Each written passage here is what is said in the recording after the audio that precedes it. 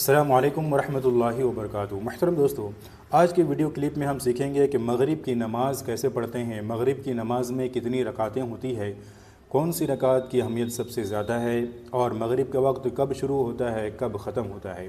اگر آپ فجر کی نماز کے بارے میں، ظہر کی نماز کے بارے میں، عصر کی نماز کے بارے میں جانکاری چاہتے ہیں تو ویڈیو کے کمنٹ باکس میں لنک ہے، وہاں سے آپ دیکھ سکتے ہیں۔ مغرب کا وقت اس وقت شروع ہوتا ہے جب سورج غروب ہو جائے۔ جیسے ہی سورج ڈوب گیا مغرب کا وقت شروع ہو جاتا ہے، اور اس وقت تک باقی رہتا ہے جب سورج ڈوبنے کے بعد آسمان میں ایک سرخی ہوتی ہے، وہ سرخی ختم ہونے کے بعد ایک سفیدی جب ظاہر ہو جاتی ہے اس وقت باقی رہتا ہے۔ اس کے بعد سے عشاء کا وقت شروع ہو جاتا ہے۔ اگر ٹائمنگ کی بات کریں تو یہ ٹائمنگ بدلتے رہتی ہے۔ سورج جیسے ہی ڈوب گیا اور سورج کی روشنی مدھم پڑ گئی، ختم ہو گئی، اس وقت مغرب کا وقت شروع ہو جاتا ہے، اور قریباً 1 سے 1.5 گھنٹے 2 گھنٹے رہتے ہیں۔ یہ موسم کے اعتبار سے بدلتے رہتے ہیں، اس لیے بہتر ہے کہ آپ جنتری میں وقت کو معلوم کریں۔ اس میں تاریخ کے اعتبار سے پورا وقت لکھا رہتا ہے، 5 نمازوں کے وقت اس سے معلوم کر سکتے ہیں۔ مغرب کی نماز میں کل 7 رکعتیں ہوتی ہیں، 3 رکعت فرض، 2 رکعت سنت، پھر 2 رکعت نفل۔ سب سے پہلے 3 رکعت فرض ادا کریں گے، اس کے لیے نیت کریں گے کہ نیت کرتا ہوں میں 3 رکعت نماز مغرب کی فرض، وقت مغرب، واسطہ اللہ تعالیٰ کے رخ میرا کعبہ شریف کی طرف، اللہ اکبر کا کہ ہاتھ اٹھا کے باندھ لیں گے۔ پھر ثنا پڑھیں گے، سبحانک اللہم و بحمدک و تبارک اسمک و تعالی جدک و لا الہ غیرک۔ پھر اعوذ باللہ پڑھیں گے، بسم اللہ پڑھیں گے، اس کے بعد سورہ فاتحہ پڑھیں گے یعنی الحمد شریف پڑھیں گے، اس کے بعد کوئی سورہ ملائیں گے، قل اعوذ برب الفلق من شر ما خلق ومن شر غاسق اذا وقب ومن شر النفاثات فی العقد ومن شر حاسد اذا حسد۔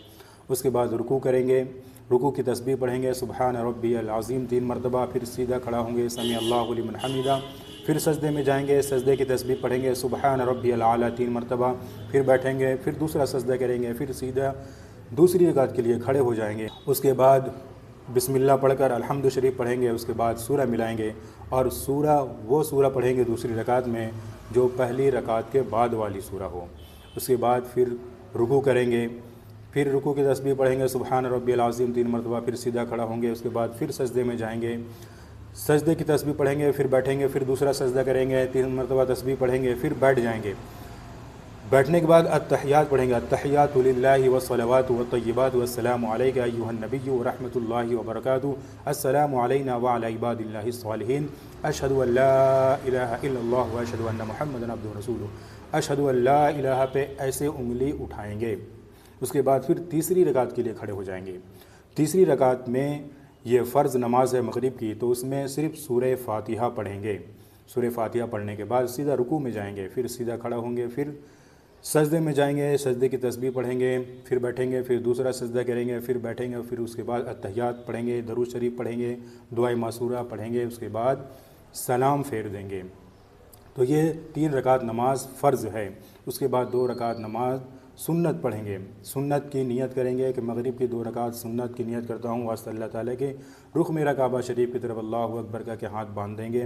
اس کے بعد بالکل یہی طریقہ ہے کہ پہلی 2 رکعتوں میں سورہ فاتحہ کے بعد سورہ ملائیں گے، باقی رکوع سجدے تو آپ کو معلوم ہی ہے کہ کس طریقے سے کرنا ہے۔ اس کے بعد 2 رکعت کے بعد پھر 2 رکعت نفل ہے۔ نفل میں اور 2 رکعت سنت میں بس فرق نیت کی ہے، یعنی 2 رکعت نماز سنت کی نیت کریں گے اور نفل میں 2 رکعت نماز نفل کی کریں گے، باقی چیزیں وہی ہے۔